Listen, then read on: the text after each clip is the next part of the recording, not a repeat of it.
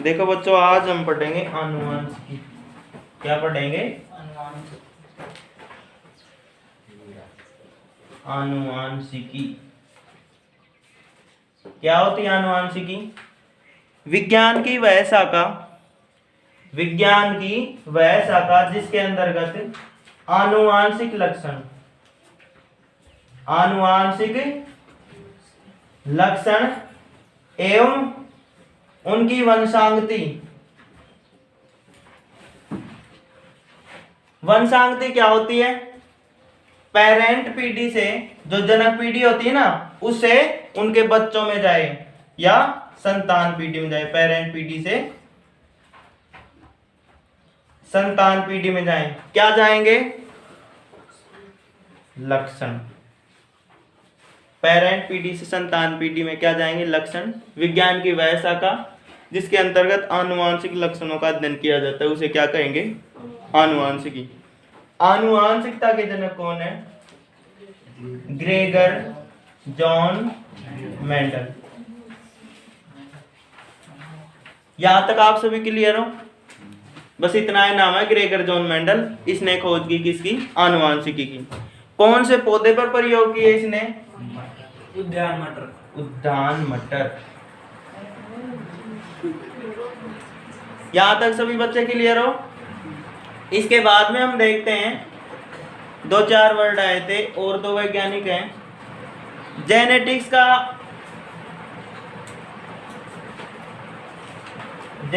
एक शब्द है जो आनुवंशिकी से रिलेटेड है। जेनेटिक्स का सबसे पहले प्रयोग किया बैटसन ने। किसने किया? बैटसन ने। जेनेटिक्स को पता है हिंदी में क्या कहते हैं? क्या कहते हैं? आनुवंशिकी। तो जेनेटिक्स किसका वर्ड है? वो हिंदी वर्ड क्या होगा जेनेटिक्स का? आनुवंशिकी। आनुवंशिकी का सर्वप्रथम प्रयोग किसने किया? शब्द का। किसका किया? शब्द का, बैटसन ने। और अच्छी तरीके से खोज किसने की? ग्रेगर जॉन मेंडल ने। कौन से पौधे पर? उद्यान। क्लियर? इसके बाद में आगे देखें,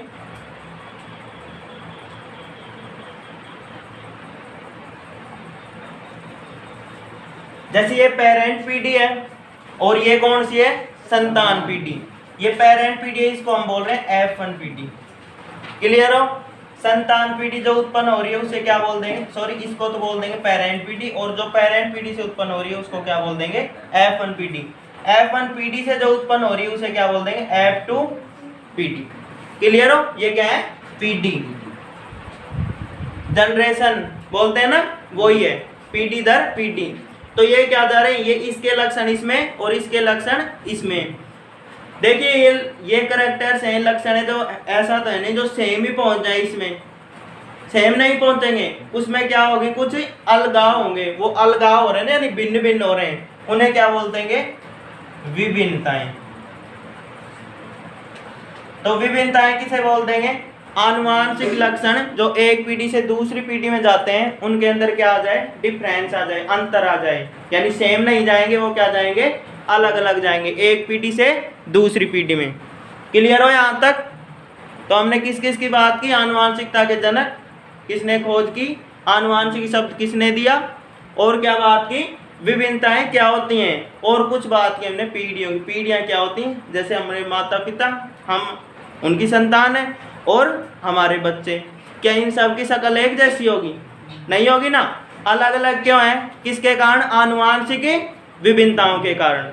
ठीक है? ये आनुवंशिक विभिन्नताएं आती हैं, इसी कारण अपनी सबकी जो शक्ल है ना, जो चेहरा है, वो क्या होता है? अलग अलग। देखिए विभिन्नताएं क्यों आती हैं? क्या कभी आपने कोशिका विभाजन पढ़ा है क्या? कोशिका कौन सी क्लास में पढ़ा आपने? 9th में पढ़ा होगा। वेरी गुड, याद तो है, अच्छी बात है भाई। 9th में पढ़ा, इतना याद है वो भी काफी है। तो कोशिका विभाजन क्या होता है? ये एक सेल है, एक कोशिका है, ये डिवाइड होके कितनी बना देगी? 2 कोशिका। इतनी बातें तो जानते होगे। इसका केंद्रक था वो भी किसके अंदर? 2 भागों में। कोशिका विभाजन कितने प्रकार का पढ़ा था?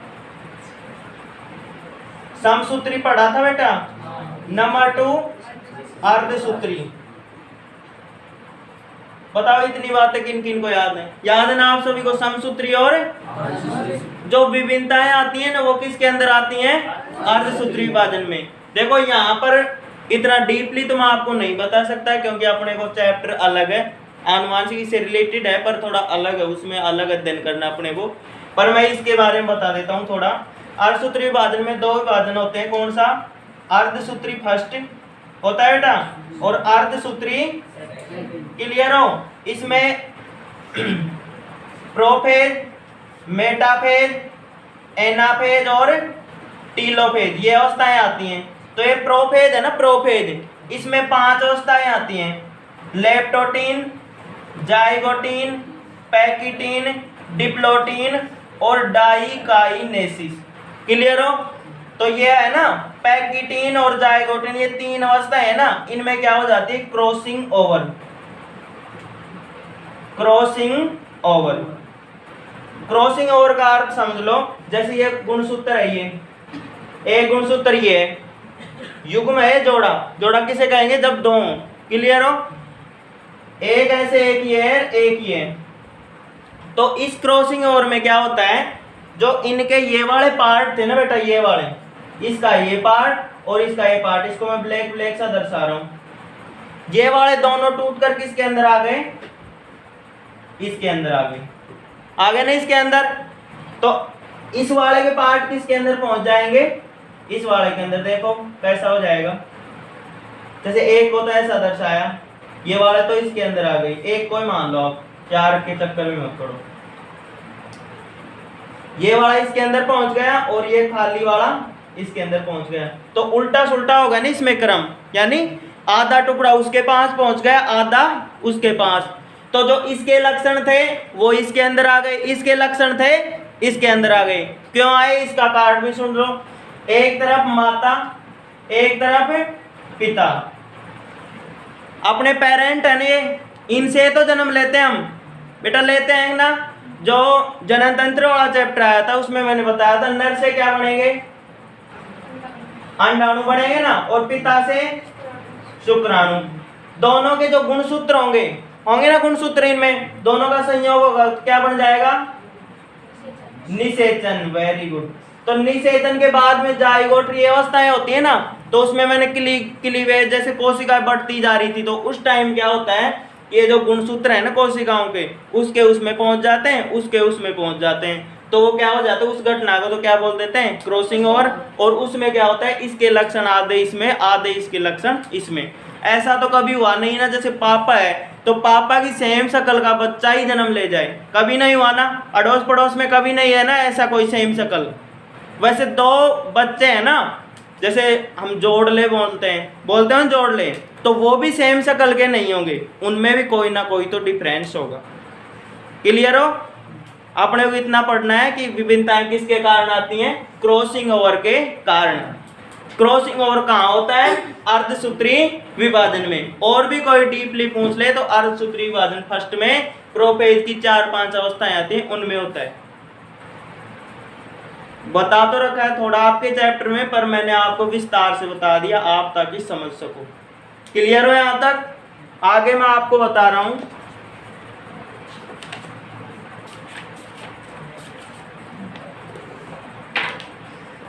मेंडलवाद या मेंडल का जो परिचय है ना, जर्नल इंट्रोडक्शन, वो बता रहा हूं। देखिए इसके बाद में हम डिस्कस करते हैं मेंडलवाद।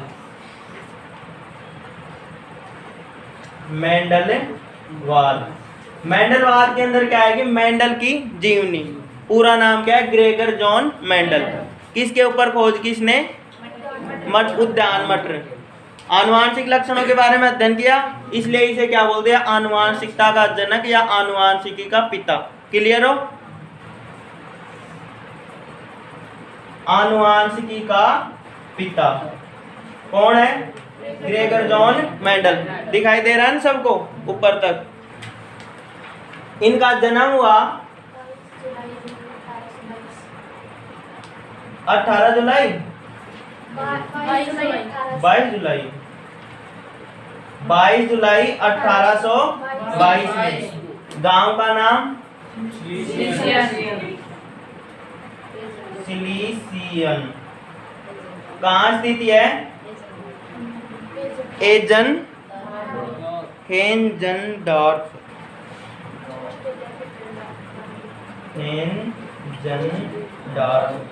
और ये हेंजनडॉर्फ कहाँ स्थित है?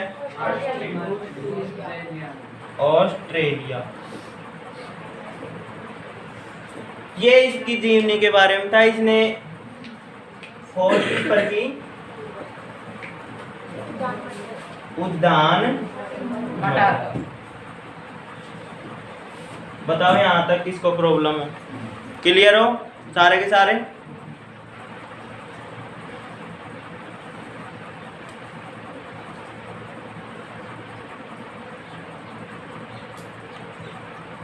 देखिए शहर के पादरी थे। पादरी क्या है? जो किसान होते हैं, जो माली होते हैं ना, सब्जी फल वगैरह बाते हैं, वो क्या होते हैं? पादरी। ठीक है। तो इसने क्या किया? उद्यान मटर के ऊपर प्रयोग किए, अच्छी तरीके से खोज की। ये साथ साथ में टीचिंग का काम भी करवाता था। और ये जैसे मैं यहाँ पे टीचिंग का काम कर रहा हूँ और घर पे जाके जैसे मटर या और कोई हो उसके बारे में मैं उगाता ही चलूँ, उनकी खोज करता चलूँ, ऐसे भी कर रहे थे। दोनों काम साथ साथ, साइड बिजनेस था, ऐसे समझो।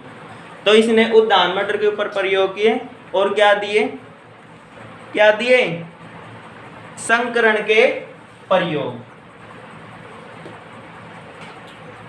संकरण के प्रयोग। ठीक है। और इन संकरण के प्रयोगों को किस में इन्होंने प्रकाशित किया? पहले संचार का माध्यम क्या था? अखबार। भाई आजकल तो यूट्यूब हुआ, इंटरनेट, बहुत सारी चीजें हैं, आपको सूचनाएं मिल जाती हैं। जैसे मैं पढ़ा रहा हूँ, घर जाके और देख लोगे आप तो। क्लियर हो? तो अखबार में कौन सा अखबार था वो? Brunn Society of Natural History. Brunn Society of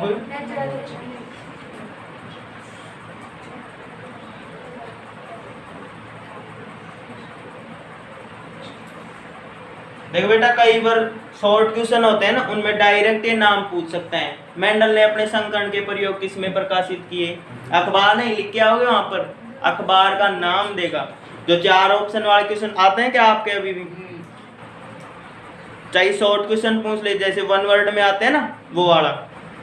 अखबार मत लिखे आना वहां पे, उसका नाम लिख के आना। क्लियर हो? किस पर प्रयोग है? संकरण के प्रयोग। इन पर अच्छी तरह अध्ययन करिए। अच्छी तरह अध्ययन करके उन्हें क्या कहा गया? आनुवांशिकता के। क्लियर हो? और ये नाम हुआ और इनका जो डेट ऑफ बर्थ है ना, ये नहीं पूछते अधिकतर, मना रट्टा लगाओ, ये याद कर लियो आप तो। क्लियर हो? संकरण क्या होता है? संकरण क्या होता है बताइए? हाइब्रिड जानते हो? हाइब्रिड बाजरा, पोस्ट लगे होते हैं, बाजरे की थैली लेके आते हो, जान गए हो? हाइब्रिड। हाइब्रिड का अर्थ है कि उसमें ऐसे जीन डाल दिए गए हैं जिससे वो अपने लिए क्या हो? लाभकारी। कैसे कैसे? कम पानी में ज्यादा पैदावार। कैसे? आजकल टिड्डी वगैरह आ रही हैं, इनका प्रकोप है और कुछ नई बीमारी आ रही है, तो उसके प्रति क्या करे? प्रतिरक्षा करे। कम पानी में बाजरा पैदा हो सके, उसके प्रति जैसे टिड्डी वगैरह उनके प्रति क्या करे? प्रतिरक्षा। और जो घास फूस ये खेत में उग जाते हैं ना, उनमें भी क्या हो? वो ग्रोथ करता है रे बाजरा। तो वो क्या है? हाइब्रिड। हाइब्रिड कैसे होते हैं? जैसे मेंडल ने क्या किया, जैसे ये तो क्या है? कैपिटल टी और ये है स्मॉल टी। कैपिटल टी को उसने बताया बड़ा या लंबा मटर, और इसको बोना मटर। ये लिया। जब ये तो थी पेरेंट पीढ़ी और इसे F1 पीढ़ी प्राप्त हुई, तो उसमें दोनों ही लक्षण हाइब्रिड हो गए, तो इसको क्या बोल दिया? संकर। तो इस संकरण से क्लियर हो गए ना? क्लियर हो गए ना? ये वो ही है संकर पादप, जिसमें हाइब्रिड एक दूसरे के जो लक्षण है, जीन है, वो क्या आ गए। इसमें लंबे का भी और बोने का भी। ये लंबाई के लिए, ये बोनेपन के लिए। क्लियर हो? तो ये है संकरण। मैं एक एक वर्ड क्लियर करता जा रहा हूँ। तो ये तो सामान्य परिचय था मेंडल के बारे में, दोबारा सुन लो। इसका जन्म याद कर लेना, गांव याद कर लेना, रट्टा मत लगाना, होता है तो ठीक है। उद्यान मटर पर इसने प्रयोग किए, ये पूछ सकता है कौन से मटर पर प्रयोग किए, मीठी मटर पर, उद्यान मटर पर, या कुछ नहीं इन दोनों पर। तो क्या लिखोगे आप, उद्यान मटर। संगण के प्रयोग किए उद्यान मटर पर, कौन से अखबार में प्रकाशित किया। इतना काम हो गया। इसके बाद मेंडल मर गया, यानी मृत्यु हो गई। कौन सी सन में, 84। बस इतना याद रख लो। मेंडल इतना काम कर गया, उसको कोई नहीं बताया भाई आप जनक हो कुछ हो, वो तो बाद में हुई उसकी खोज। तो उसकी खोज कब हुई, बाद में। तो उसकी खोज बाद में हुई तो उसको क्या बोल दिया गया बेटा, क्या बोल दिया गया उसको, मेंडलवाद की पुनः खोज।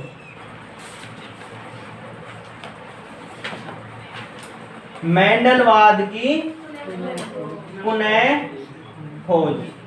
देखो ये टॉपिक तो है आगे, पर ये इससे अटैच है, इसको मैं इसके साथ ही बता रहा हूँ। क्लियर हो। जो मेंडल की बाकी बातें हैं, सफलता के कारण हम मटर का पौधा चुनने के क्या क्या कारण थे, वो मैं इसके बाद में डिस्कस करूंगा। अब सुन लो, मेंडल मर गया, इसके बाद में इनकी पुनः खोज हुई। पुनः खोज क्या होता है, जैसे मेंडल ने मटर के पौधे पर संगण के प्रयोग किए, नियम बताए, उनको छाप दिया, और कुछ समय के बाद में समय बिताते हुए मेंडल मर गया। उनको कोई अवार्ड नहीं मिला, यानी कोई पुरस्कार नहीं मिला, ना उसकी खोज हुई थी उसके बारे में कुछ ऐसा योगदान मिल पाया भाई अच्छा काम किया आपने। क्लियर हो। इसके बाद में 3 वैज्ञानिक आते हैं, उन्होंने दोबारा इसी नियम की, यानी जो ये नियम आ रहे हैं ना, उन्होंने भी यही प्रयोग किया। मैं जो मटर का था ना उस पर उगाते रहे और यही अध्ययन करके सामने लेके आए। फिर क्या बात हुई कि ये तो मेंडल ही करके गया था, ये तो मेंडल ही करके गया था। फिर उसके बाद में उनको अखबारों में देखा कि इस अखबार में उसने छापा, ये प्रयोग दिए संकरण के प्रयोग, इस अखबार में छापा, और किस पर प्रयोग किया, मटर, उद्यान मटर। नींद आ रही है क्या आपको, नींद नहीं लेनी बेटा। मेंडल का जन्म भी हो चुका है और वो मर भी गया है, श्राद्ध भी गए हैं। अब तो अगली साल ही करेंगे इसका श्राद्ध, याद रखना। अगली साल तो एग्जाम भी हो जाएगा, 11th में पहुंच जाओगे, तो अब नींद नहीं लेना है। कौन कौन से वैज्ञानिक आए थे बताओ, हुगो डी व्रीज और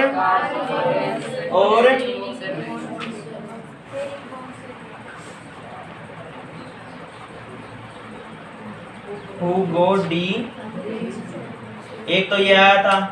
number 2 Carl Correns. Number 3 Erich von Tschermak, ऐसे है ना कुछ, कोई बात नहीं है, शुद्धता आप देख लेना, बुक आपके पास। क्लियर हो। ये कहाँ का था भाई, जर्मनी का कौन था इनमें, ये वाला,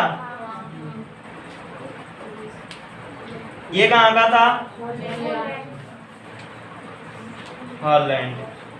और ये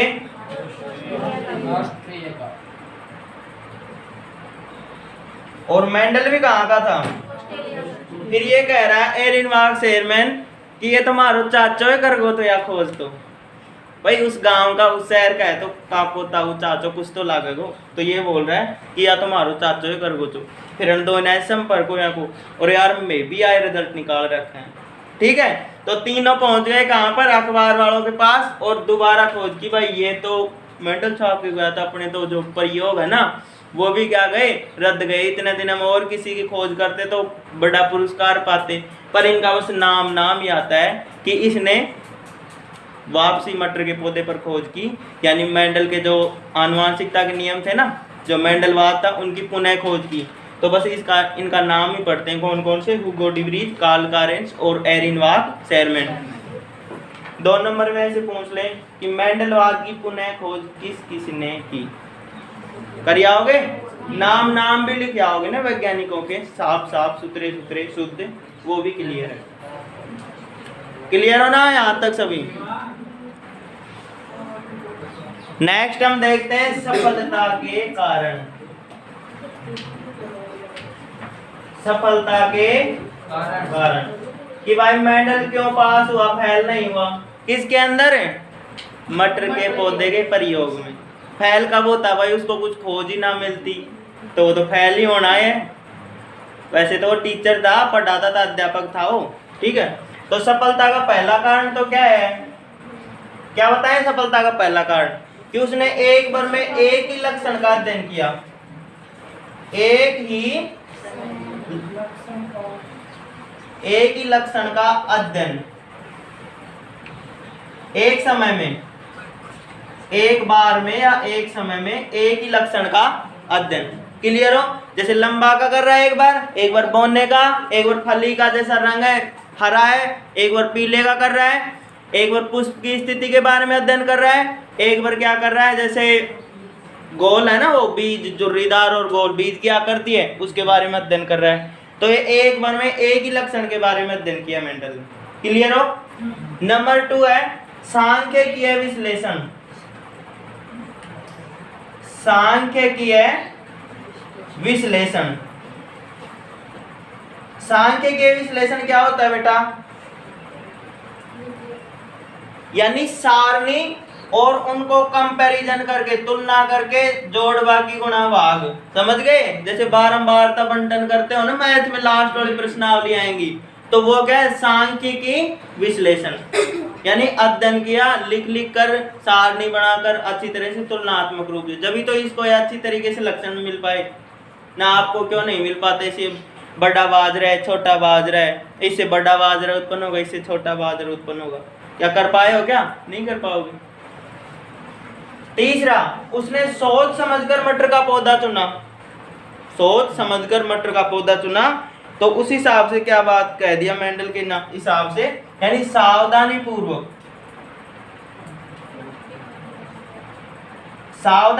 किसका चयन किया?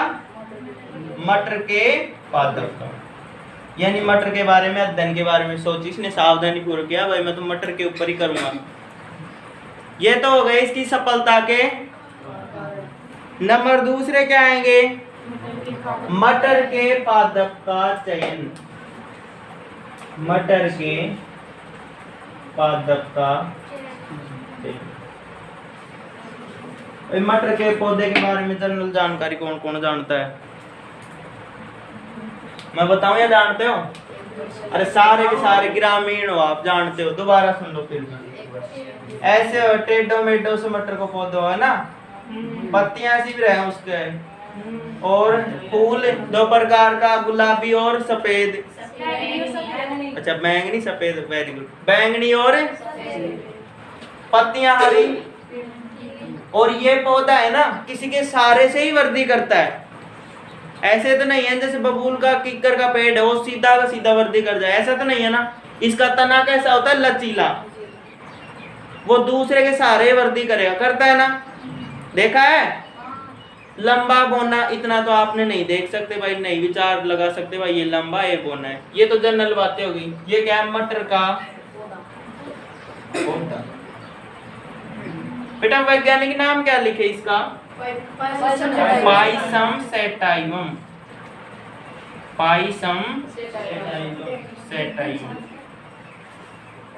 तो एक वैज्ञानिक नाम तो याद हुआ। क्लियर हो? आगे देखें भाई, मटर के पौधे का चयन मेंडल ने क्यों किया? नंबर फर्स्ट तो है, ये कैसा होता है? एक वर्षीय। एक वर्षीय किसे कहेंगे? जो 1 वर्ष में उसकी खेती की जा सके। 1 वर्ष में जैसे बड़ा किया और वो अपने आप, मतलब उसकी जो एज होती है ना वो कंप्लीट होके डेथ हो जाए, यानी वो नष्ट हो जाए, तो क्या 1 वर्षीय। 1 वर्ष में इसके जितने भी लक्षण हैं, यानी एक फसल पैदा कर सकते हैं ना, तो क्या हुआ? 1 वर्षीय। क्लियर हो? जैसे एलोवेरा ले लेता भाई, एलोवेरा तो 2-4 साल तक वो तो बढ़ता ही जाता है। क्लियर? ग्वार पाटा ले लेता तो वो तो बढ़ता ही जाता है। नहीं, एलोवेरा से वो होता है ना, ऐसे होता है एलोवेरा का जैसा है, हरा हरा सा होता है, जंगल में उगता है, जिसके कांटे कांटे से होते हैं, उसके बारे में करता है तो कई वर्षों तक ही वृद्धि करता है, उसके बारे में वो क्या अध्ययन करता। ठीक है ना? तो थोड़े। नंबर 2 द्विलिंगीय। बेटा द्विलिंगीय क्या होता है? जिसमें दोनों ही लिंगो यानी पुंकेसर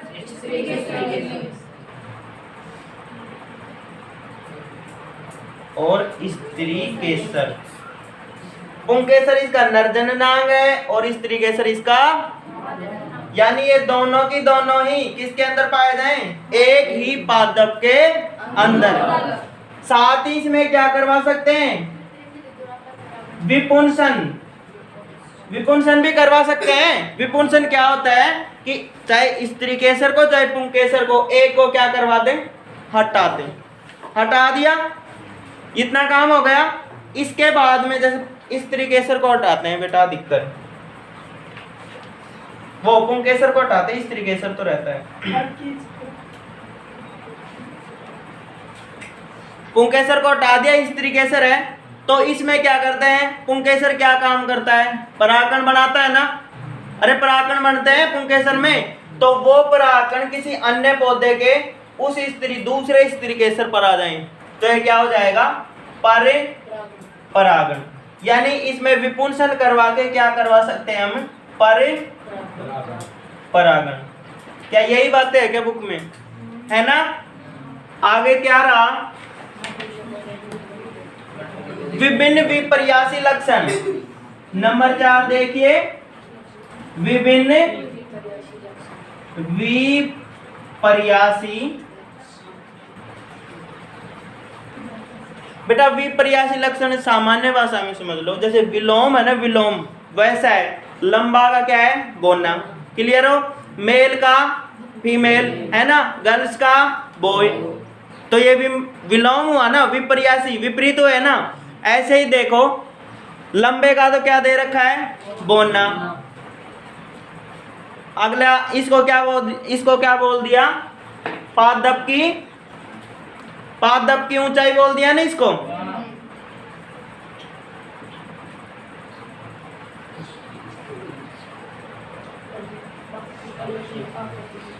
विपर्यासी लक्षण देख रहे हैं हम। पहला क्या दे रखा है? पादप की ऊंचाई। ऊंचाई में एक तो लंबो है और एक गोनो या गोना। क्लियर हो? नंबर दूसरा क्या दे रखा है? पुष्प की स्थिति में आ जाएगा एक तो कक्षीय और एक अग्रज। कक्षीय और अग्रज। अगला क्या दे रखा है? फली की एक तो फूली हुई होगी है और एक संकुचित। तो पहले कौन सी आ रही है? फूली हुई। देखो ये जो इधर आ रहे हैं ये क्या है? प्रभावी लक्षण। और ये क्या है? अप्रभावी। प्रभावी बोलते हैं जो अपना प्रभाव दिखाएं और अप्रभावी को प्रकट ना होने दे। प्रथम पीढ़ी में वे लक्षण जो उत्पन्न होते हैं उन्हें प्रभावी लक्षण, जो उत्पन्न नहीं होते उन्हें क्या बोल देंगे? अप्रभावी। जैसे मेंडल के जो नियम है, प्रथम नियम द्वितीय नियम, वो है ना, वो चलेंगे तब बता दूंगा अच्छी तरीके से। या फिर आनुवांशिक शब्दावली है ना, वो आएगी तब बता दूंगा। अभी आप इसको थोड़ा समझो, वहीं पे और अच्छी तरीके से आ जाएगा। और ये कैसे हो जाएगी? अप्रभावी में संकुचित यानी सुकड़ी हुई। ठीक है, आगे क्या है? पुष्प का, कोई बात नहीं, अगला ले लेंगे। पुष्प का रंग कैसा है? बैंगनी। कैसा? प्रभावी है ना, और सफेद। आगे बताइए। फली एक तो कैसी है? हरी और एक, यहां तक क्लियर हो? कितने हो गए? 1 2 3 4 5 6 क्या है? बीज की। बीज दो प्रकार के आते हैं, एक तो झुर्रीदार जिसमें झुर्री पड़ी हो, एक राउंडेड गोल। तो प्रभावी कौन सा है? या गोल, और ये झुर्री। क्लियर हो? इसके बाद में लास्ट बीज का कैसा? पीला। और ये दोबारा से एक बार और बताऊंगा मैं, ठीक है।